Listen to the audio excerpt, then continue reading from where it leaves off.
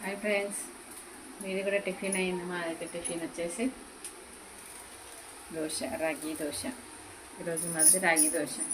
మీరేం టిఫిన్ చేశారో కామెంట్ చేయండి. మీరు ఏమేమి టిఫిన్ చేశారో కామెంట్ చేయండి. నేనైతే షాప్కి వెళ్ళాలని రెడీ అయిపోయాను. చమ్ పోదామా షాప్కి? కాదు. హాయ్ గైస్, షాప్ పెట్టుకోతున్నా గైస్. షాపుకి పోవాలి, 2 రోజులు షాపుకి పోవాలి. లేదు గైస్, నేను పోయినా గైస్, మమ్మీ రాలే గైస్.